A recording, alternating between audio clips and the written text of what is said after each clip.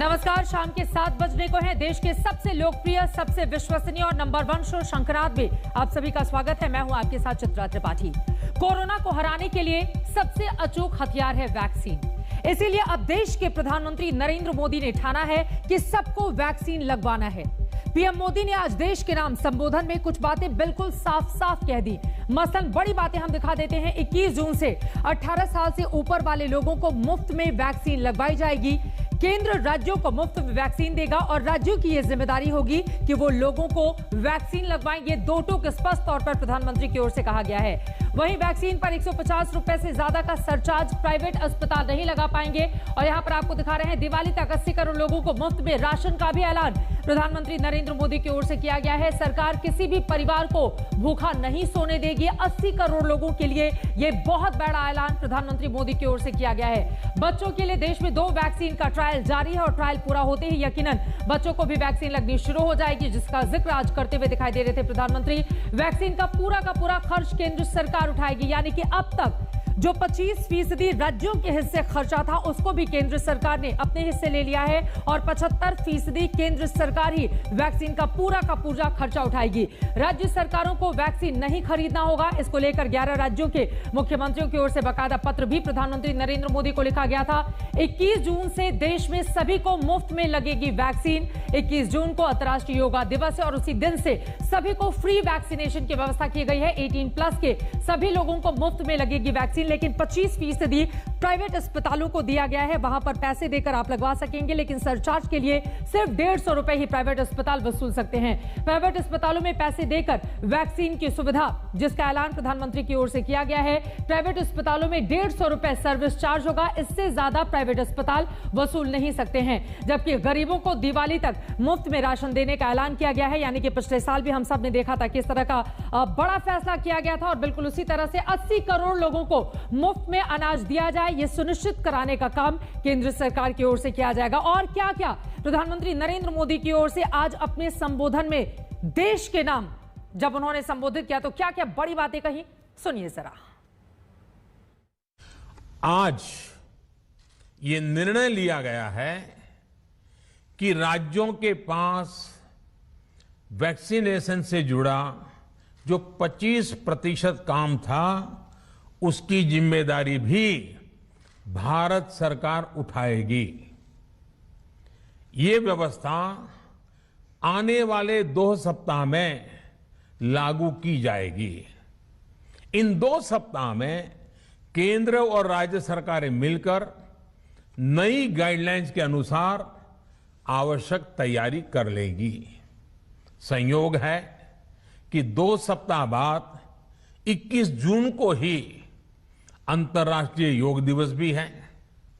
21 जून सोमवार से देश के हर राज्य में 18 वर्ष से ऊपर की उम्र के सभी नागरिकों के लिए भारत सरकार राज्यों को मुफ्त वैक्सीन मुहैया कराएगी।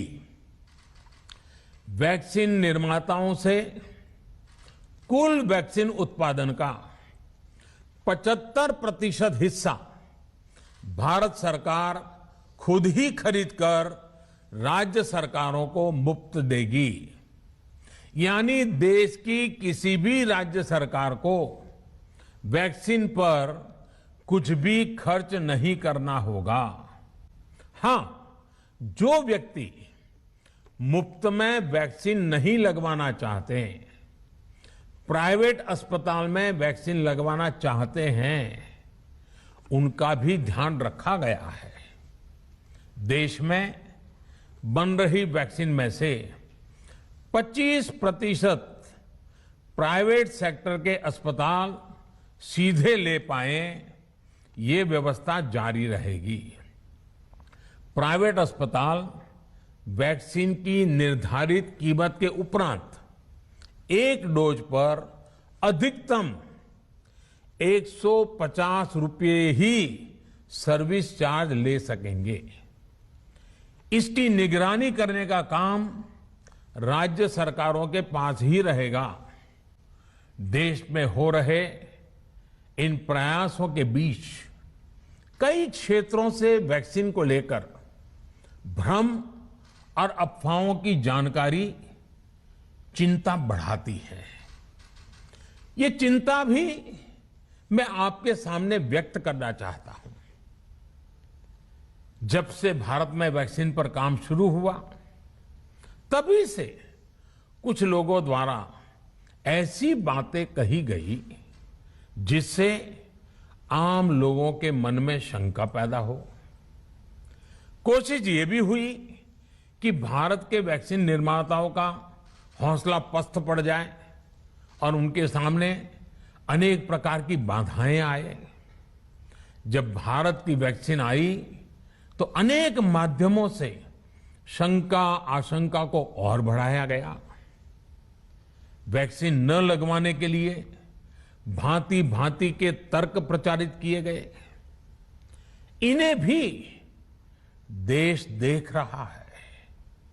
जो लोग वैक्सीन को लेकर आशंका पैदा कर रहे हैं, अफवाहें फैला रहे हैं, वो भोले भाले भाई बहनों के जीवन के साथ बहुत बड़ा खिलवाड़ कर रहे हैं। ऐसी अफवाहों से सतर्क रहने की जरूरत है। मैं भी आप सबसे, समाज के प्रबुद्ध लोगों से, युवाओं से अनुरोध करता हूं कि आप भी वैक्सीन को लेकर जागरूकता बढ़ाने में सहयोग करें। इस साल 16 जनवरी से शुरू होकर अप्रैल महीने के अंत तक भारत का वैक्सीनेशन कार्यक्रम मुख्यतः केंद्र सरकार की देखरेख में ही चला। सभी को मुफ्त वैक्सीन लगाने के मार्ग पर देश आगे बढ़ रहा था। देश के नागरिक भी अनुशासन का पालन करते हुए अपनी बारी आने पर वैक्सीन लगवा रहे थे। इस बीच कई राज्य सरकारों ने फिर कहा कि वैक्सीन का काम डिसेंट्रलाइज किया जाए और राज्यों पर छोड़ दिया जाए। तरह तरह के स्वर उठे, जैसे कि वैक्सीनेशन के लिए एज ग्रुप क्यों बनाए गए। दूसरी तरफ किसी ने कहा कि उम्र की सीमा आखिर केंद्र सरकार ही क्यों तय करे। कुछ आवाजें तो ऐसी भी उठी कि बुजुर्गों का वैक्सीनेशन पहले क्यों हो रहा है। भांति भांति के दबाव भी बनाए गए। देश के मीडिया के एक वर्ग ने इसे कैंपेन के रूप में भी चलाया। आप सब भली भांति जानते हैं कि पिछले साल यानी एक साल पहले, पिछले साल अप्रैल में जब कोरोना के कुछ ही हजार केस थे, उसी समय वैक्सीन टास्क फोर्स का गठन कर दिया गया था। भारत के लिए वैक्सीन बनाने वाली कंपनियों को सरकार ने हर तरह से सपोर्ट किया। वैक्सीन निर्माताओं को क्लिनिकल ट्रायल में मदद की गई। रिसर्च और डेवलपमेंट के लिए जरूरी फंड दिया गया।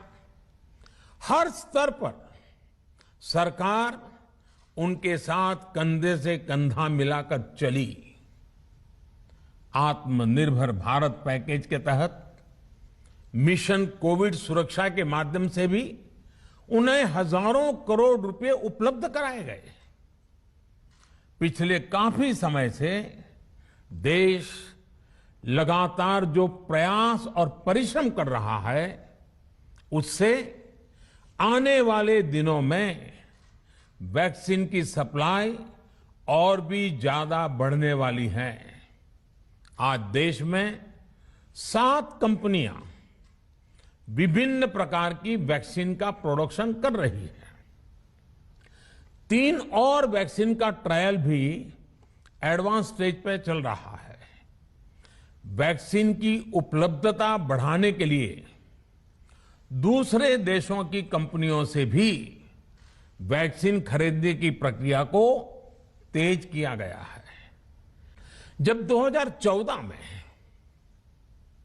देशवासियों ने हमें सेवा का अवसर दिया तो भारत में वैक्सीनेशन का कवरेज 2014 में भारत में वैक्सीनेशन का कवरेज सिर्फ 60% के आसपास था, 60% के आसपास था।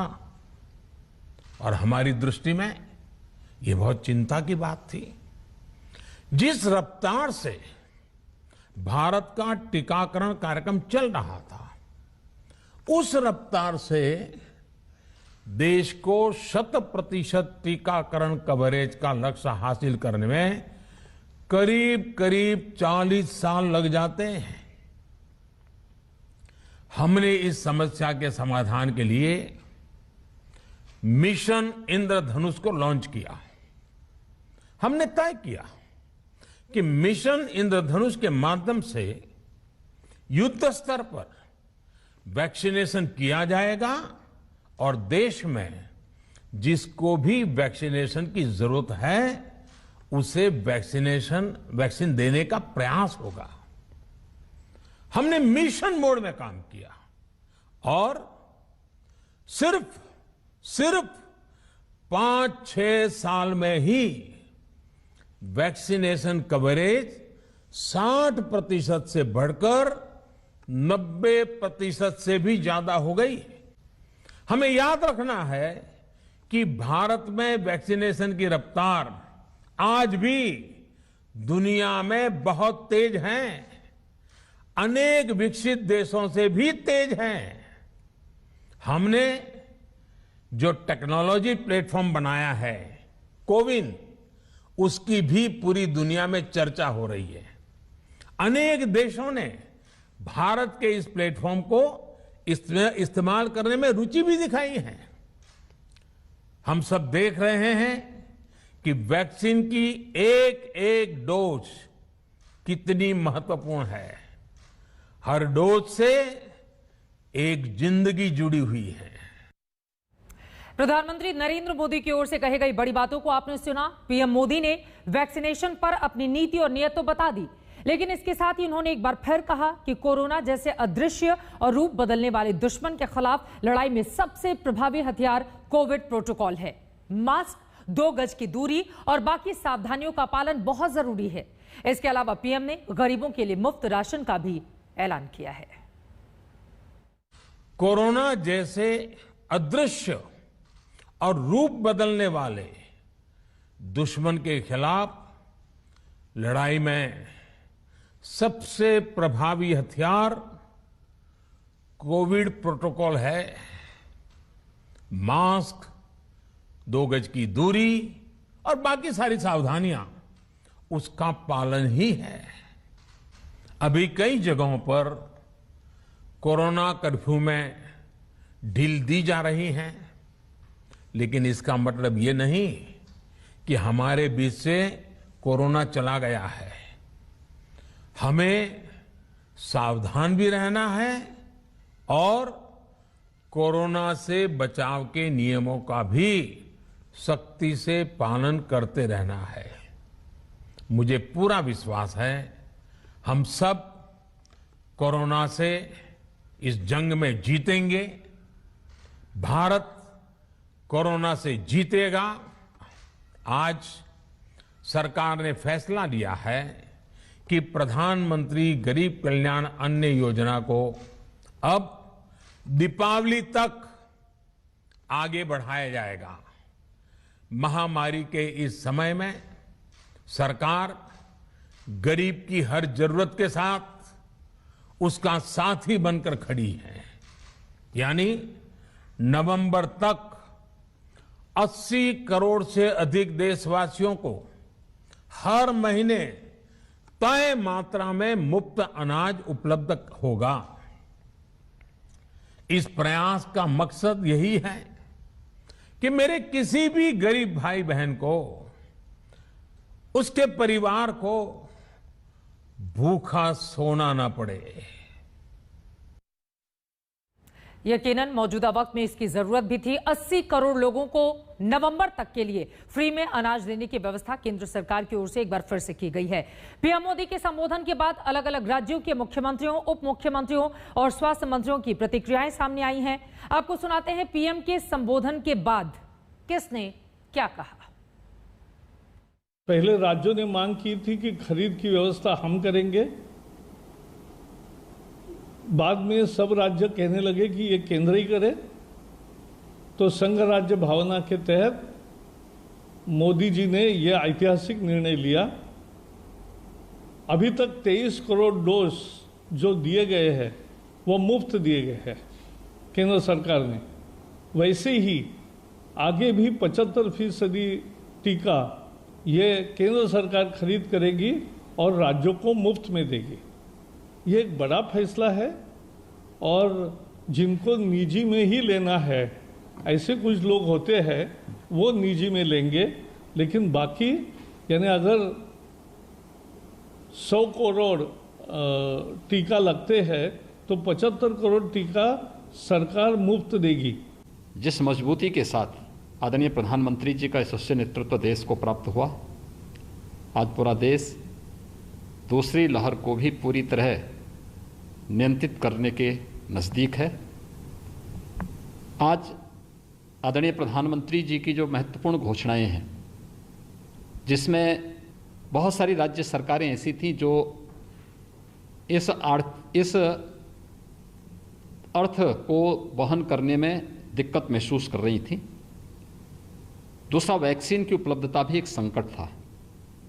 हम सब आभारी हैं आदरणीय प्रधानमंत्री जी के कि उन्होंने आज राज्यों की इस समस्या का समाधान भी किया है और 18 से ऊपर के प्रत्येक नागरिक को मुफ्त में वैक्सीन की घोषणा करके 21 जून से इसे देश के अंदर लागू करने के लिए आज पूरे देश को प्रधानमंत्री जी ने आश्वस्त किया है। निःशुल्क वैक्सीन भारत सरकार लगाएगी। माननीय प्रधानमंत्री जी के नेतृत्व में वैक्सीनेशन का यह अभियान कुशलतापूर्वक सुचारू रूप से सफलता के साथ चलेगा। मैं एक बार फिर अपनी ओर से और अपने राज्य की जनता की ओर से उनको कोटि कोटि धन्यवाद देता हूं। गरीब कल्याण अन्न योजना के अंतर्गत अब गरीबों को निःशुल्क राशन भारत सरकार के द्वारा नवंबर माह तक दिया जाएगा। ये गरीबों के लिए बड़ा संबल है। सत्ता पक्ष के प्रमुख चेहरों को आपने सुन लिया है। वहीं पीएम मोदी के ऐलान का विपक्ष स्वागत तो कर रहा है, लेकिन जमकर यहां पर सियासत भी शुरू हो गई है। सुनिए। आज कम से कम एक बात की खुशी है, आधी अधूरी ही सही, भारतीय राष्ट्रीय कांग्रेस की उस मांग को स्वीकार कर, देश की उस मांग को स्वीकार कर 18 साल के आयु से अधिक हर भारतीय की वैक्सीनेशन की जिम्मेवारी अधूरे तरीके से ही सही मोदी सरकार ने उसे पार्शली माना तो सही। साथियों, प्रधानमंत्री आज भी अपने मुंह मियां मिट्ठू बने रहे। अब केवल इतना ही बदलाव आया है कि 50% की बजाय 75% वैक्सीन उत्पादन भारत सरकार खरीदेगी। मोदी जी ने यह अभी भी कर दिया कि 25% वैक्सीन प्राइवेट सेक्टर खरीदेगा, कि जो अब 25% प्राइवेट सेक्टर के लिए उपलब्ध करा दिया। ये नागरिक जाने, अगर वो प्राइवेट में लगाना चाहते हैं तो एक अलग व्यवस्था उनने कंपनियों के लिए कर दी है कि वहाँ से खरीदो महंगा, और जो महंगा लगाना चाहें निजी संस्थाओं में वो लगा लें। लेकिन ये भी मेरे हिसाब से कम होना चाहिए। देश में इतने भी अमीर नहीं हैं जिनको 25% में खरीद के लगाना पड़े। मैक्सिमम ये होना चाहिए 10% मैक्सिमम। अंततः सुप्रीम कोर्ट की डांट खाने के बाद केंद्र सरकार होश में आई है, अपनी कुंभकर्णी निद्रा से जागी है और फाइनली केंद्र सरकार ने सुप्रीम कोर्ट की डांट खाने के बाद अब ये कदम उठाया है। इस कदम का स्वागत है। देर आए दुरुस्त आए। और ये भी कहना चाहूँगा कि लगातार विपक्ष की जो मांग थी, दिल्ली की भी जो मांग थी, वो यही थी कि नेशनल इम्यूनाइजेशन कार्यक्रम जो इस देश में पीढ़ियों से चलता आ रहा है, उसी तर्ज पे वैक्सीन का कार्यक्रम भारत देश में चलाया जाए। प्रधानमंत्री जी ने आज एक स्वीकारोक्ति की है। आज जब vaccination for all, free vaccination for all, तो मुझको लगता है कि माननीय सर्वोच्च न्यायालय से जो दस्तक आई थी उसको सुना गया और ज्वाइंट अपोजिशन ने जो लगातार डिमांड की थी उस पर शायद प्रधानमंत्री जी की नजर पड़ी। हालांकि शुरू में तो उनके दल के लोग उपहास उड़ा रहे थे इस तरह की सलाह का, सुझाव का। मैं समझता हूं कि प्रधानमंत्री जी का ये संदेश आज बिल्कुल साफ था और जाहिर है इससे उन्हें भी पता चला है कि वैक्सीन को लेकर के, फ्री वैक्सीनेशन को लेकर के पूरे आवाम में किस प्रकार की एक सोच और एक समझ विकसित हो रही थी। शुक्रिया माननीय प्रधानमंत्री जी। लेकिन महत्वपूर्ण यह है कि अभी पूरे देश में एक शोक की लहर है। नंबर्स लोगों को पराये नहीं लग रहे हैं, आंकड़ा लोगों के अपने घर के नंबर है। एक जब पूरा मुल्क शोक में हो तो प्रधानमंत्री जी की ओर से जो संदेश आना चाहिए था उस शोक के साथ साझा करने वाला संदेश होना चाहिए था, जिसकी मुझे कमी दिखी। तो यहां पर विपक्ष के अपने अपने तर्क हैं, लेकिन जो बड़ा ऐलान किया गया है 75% वैक्सीन, जिनमें से 25% राज्य सरकारों की जिम्मेदारी थी, उसको भी केंद्र ने अब अपने जिम्मे ले लिया है और 75% लोगों को वैक्सीनेशन 21 जून से शुरू कर दिया जाएगा, जबकि 80 करोड़ लोगों तक अनाज की फ्री व्यवस्था नवंबर तक, दीपावली तक के लिए की गई है। इस खबर पर लगातार रहेगी आज तक की नजर। एक बहुत छोटे से ब्रेक के बाद हम फौरन लौट रहे हैं। शंखनाद लगातार जारी है, कहीं सभी का स्वागत है। मैं हूं आपके साथ चित्रा त्रिपाठी। लगातार हम दिखा रहे हैं आपको पीएम ने ठाना है सभी को वैक्सीन दिलवाना है, लगवाना है और ये वक्त की मांग भी है, आज की जरूरत भी है। इससे जुड़ी हुई कुछ और खबरें आप तक पहुंचाएंगे, लेकिन इस वक्त की बड़ी खबर पुणे से सामने आ रही है। पुणे के पास एक केमिकल फैक्ट्री में आग लगने से 7 लोगों की जान चली गई है। 7 लोगों की मौत की खबर है। पुणे से यह खबर सामने आई है, जहां पर केमिकल फैक्ट्री में अचानक से आग लग गई और देखते ही देखते 7 लोगों की मौत हो गई। फैक्ट्री में काम करने वाले 10 मजदूर लापता बताए जा रहे हैं। दमकल की 5 गाड़ियां आग बुझाने की कोशिश में जुटी हुई हैं। ये तस्वीरें आपके सामने हैं। जिस वक्त आग लगी उस वक्त फैक्ट्री में कुल 37 मजदूर मौजूद थे। फैक्ट्री में काम करने वाले 10 मजदूर लापता हैं, उनको निकालने की कोशिश कवायद जारी है, लेकिन आसमान की ओर उड़ता हुआ काले धुएं का ये गुबार बताने के लिए काफी है कि कितनी भयंकर आग लगी हुई है और आग पर काबू पाने में दमकल की कई गाड़ियां मौके पर मौजूद हैं। लगातार कोशिशें की जा रही हैं कि जो लोग अंदर फंसे हुए हैं उनको जल्द से जल्द बाहर निकाला जा सके, लेकिन अब तक 10 लोगों के बारे में कोई भी जानकारी नहीं मिल पाई है, जबकि इस फैक्ट्री में आग लगने के कारण 7 लोगों की मौत की खबर सामने आई है। 5 दमकल की गाड़ियां और दमकल कर्मी लगातार इस कोशिश में है कि आग पर जल्द से जल्द काबू पाया जा सके। यह आग कैसे लगी इसके बारे में स्थिति अभी तक साफ नहीं हो पाई है, लेकिन जैसे ही आग लगी देखते ही देखते 7 लोगों की जान चली गई। इस खबर से जुड़ी हुई जैसी और जानकारी निकलकर सामने आती है आप तक हम पहुंचाते रहेंगे। आगे बढ़ते हुए, कोरोना की दूसरी लहर की रफ्तार थमने के बाद अब तीसरी लहर की चर्चा है। ऐसे दावे हैं कि कोरोना की तीसरी लहर से बच्चों को ज्यादा खतरा है और इसी खतरे से निपटने के लिए देश में बच्चों की वैक्सीन पर कई शहरों में ट्रायल शुरू हो चुका है। आज दिल्ली के एम्स में 12 से 18 साल के बच्चों को ट्रायल के तौर पर कोवैक्सीन देने की शुरुआत हुई है। इसके पहले पटना और नागपुर में भी ट्रायल शुरू हो चुके हैं। प्रधानमंत्री नरेंद्र मोदी ने भी बच्चों को लेकर अपने कंसर्न जाहिर किए और कई बड़ी बातें कही।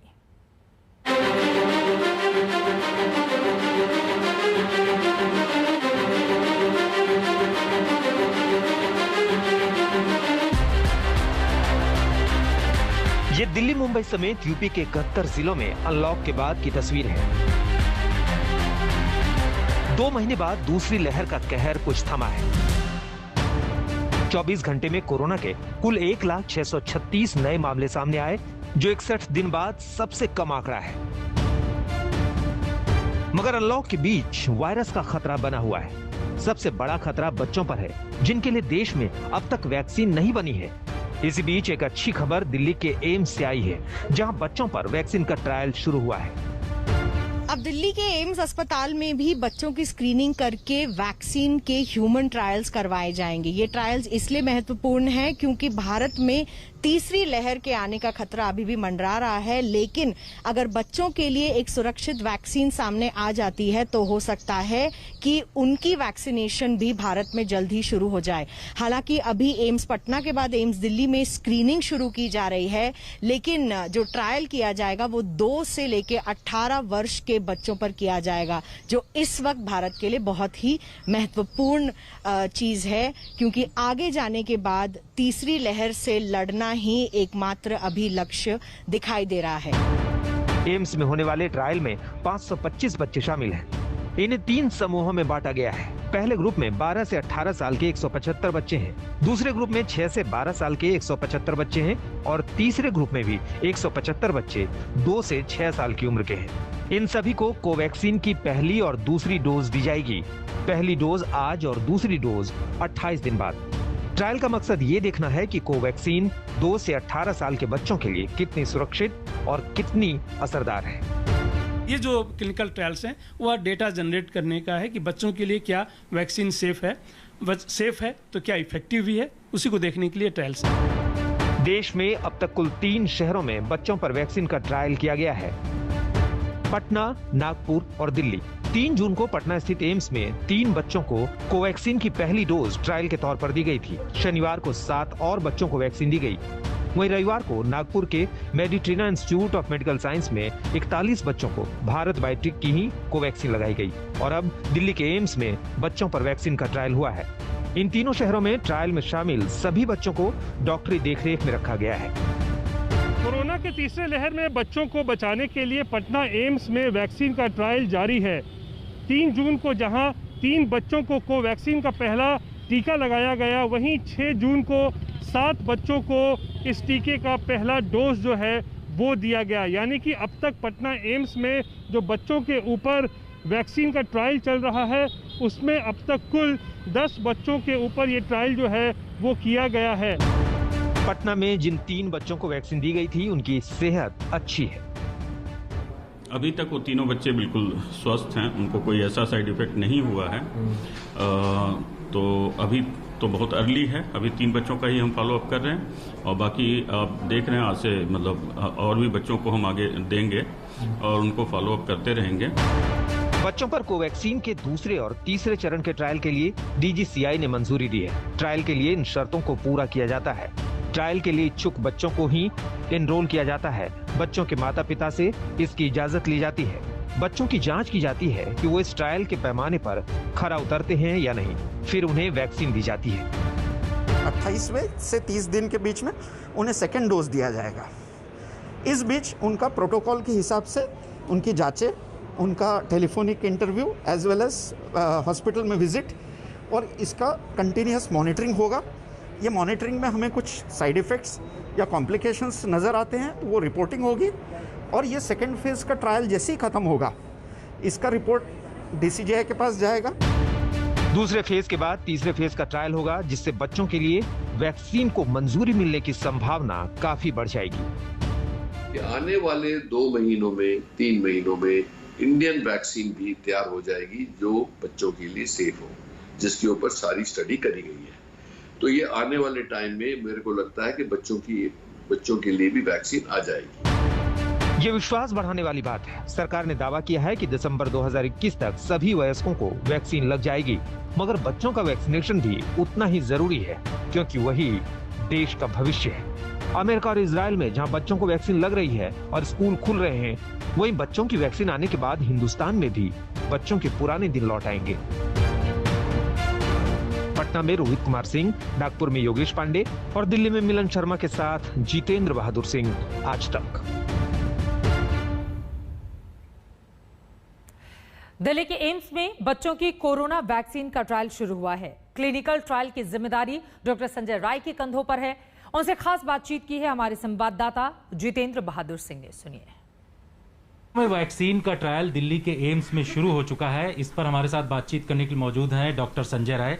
सर, यहाँ पर वैक्सीन का ट्रायल शुरू हो चुका है, किस तरीके का प्रोसेस है और कैसे आप लोग इसको आगे बढ़ा रहे हैं? जो क्लिनिकल ट्रायल का प्रोसेस फॉलो होता है, सेम प्रोसेस फॉलो होगा। मैं पहले भी जब एडल्ट की बात हो रही थी कि साइंस से कहीं कंप्रोमाइज़ नहीं होगा, वह सेम प्रोसेस यहाँ भी फॉलो होगा। जो अभी मेन ऑब्जेक्टिव है वो ये देखने के लिए कि बच्चों के लिए हमारे पास कोई ऑप्शन नहीं था कि कोई सेफ वैक्सीन अवेलेबल है या इफेक्टिव वैक्सीन अवेलेबल है कि नहीं, वह मेन उद्देश्य है। एडल्ट में ऑलरेडी प्रूवन है कि वैक्सीन सेफ भी है और इफेक्टिव भी है, लेकिन बच्चों के लिए हमारे पास डेटा नहीं है। तो ये जो क्लिनिकल ट्रायल्स हैं वह डेटा जनरेट करने का है कि बच्चों के लिए क्या वैक्सीन सेफ है तो क्या इफेक्टिव भी है, उसी को देखने के लिए ट्रायल्स हैं। जो आज ट्रायल्स आप लोग कर रहे हैं, कितने बच्चे इसमें शामिल हैं और आगे की क्या पूरी प्रक्रिया होगी इस पूरे प्रोसेस को करने के लिए? रिक्रूटमेंट होता रहेगा। जब एक सैंपल साइज अचीव हो जाता है तो उसके बाद रिक्रूटमेंट बंद हो जाता है। उसके बाद रेगुलर इंटरवल पे उनका फॉलोअप होता है जो चलता रहेगा। फाइनल रिजल्ट वो बताता है कि रियली सेफ्टी है कि नहीं। उन बच्चों का हम मॉनिटर करते रहेंगे और जैसे एडल्ट में करते रहें वैसे ही बच्चों में भी मॉनिटर करेंगे। इम्यूनोजेनिसिटी भी देखेंगे कि सेफ्टी ही नहीं, अगर सेफ भी है तो क्या बच्चों में देने से फ़ायदा है कि नहीं, क्या एंटीबॉडीज लेवल बन रहे हैं कि नहीं। उसके बाद अगर रिजल्ट आता है रिसर्च के बाद कि हाँ सेफ भी है और अगर इफेक्टिव भी है तो शायद रेगुलेटरी अथॉरिटी उस पर जो भी निर्णय लेना होगा वो लेंगे। आज कितने बच्चे इसमें शामिल हो रहे हैं इस पूरे प्रोसेस में? करीब 25 से 30 को हमने स्क्रीनिंग के लिए बुलाया हुआ है। 3 चरणों में पूरा ये होगा ट्रायल जो होगा, उसमें कितना समय लगेगा और एज के हिसाब से अगर देखा जाए तो क्या पूरी प्रक्रिया है? देखिए पूरी 6 से 9 महीने का प्रक्रिया है लगेगा, क्योंकि फॉलोअप भी करना होता है, सेफ्टी भी देखना होता है, इम्यूनोजेनिसिटी भी देखना होता है।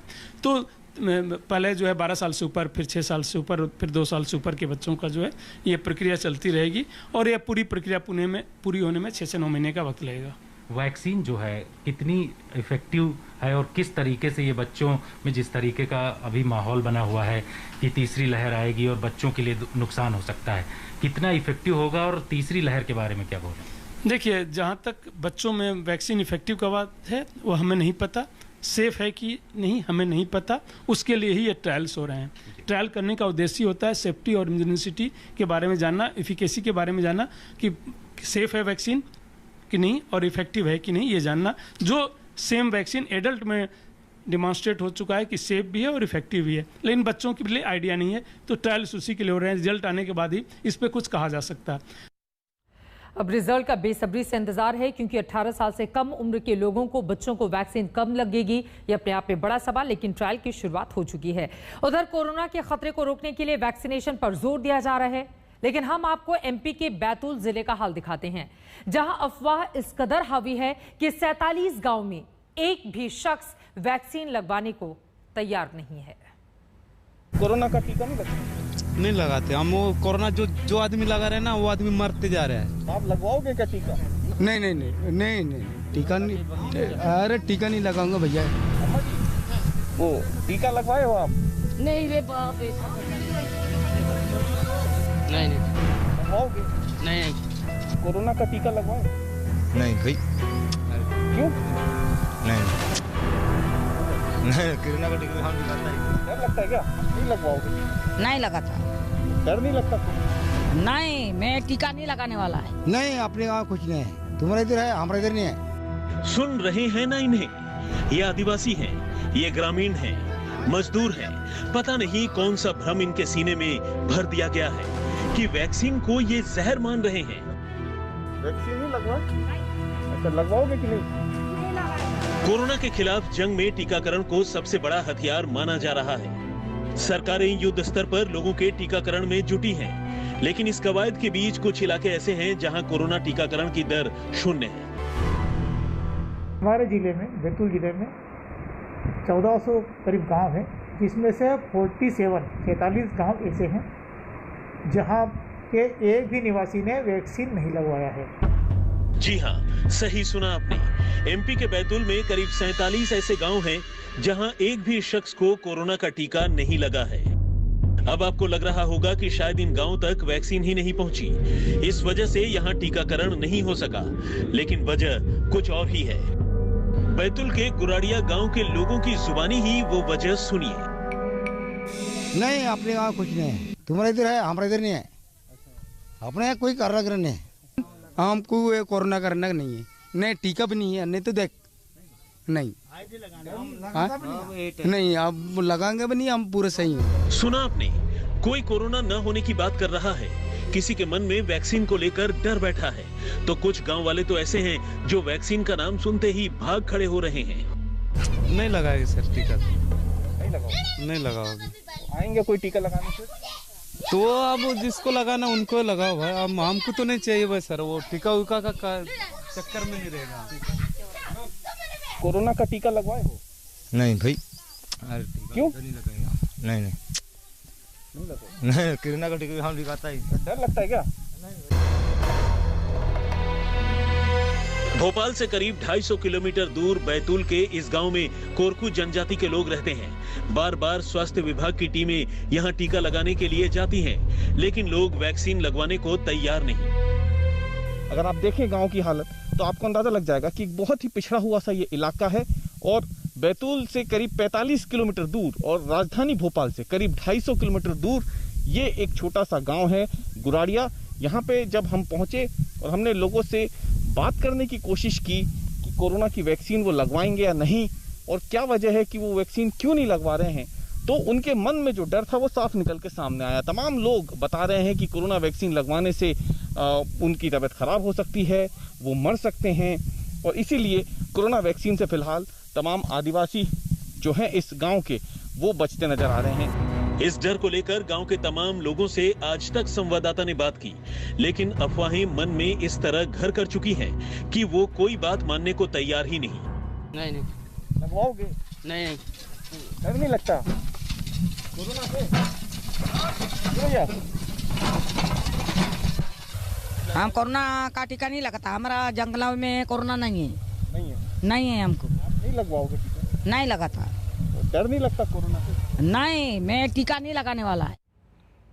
वैक्सीन पर हर तरह के भ्रम को दूर करना होगा, ज्यादा से ज्यादा जागरूकता फैलानी होगी ताकि गांवों के भीतर ये जो स्थिति इस वक्त वैक्सीनेशन को लेकर बनी हुई है उसको जल्द से जल्द दूर किया जा सके। कोरोना से बचाव का सबसे बड़ा उपाय वैक्सीनेशन ही है, लेकिन उसको लेकर आप देख रहे हैं डर और दहशत का माहौल कई गांवों में है।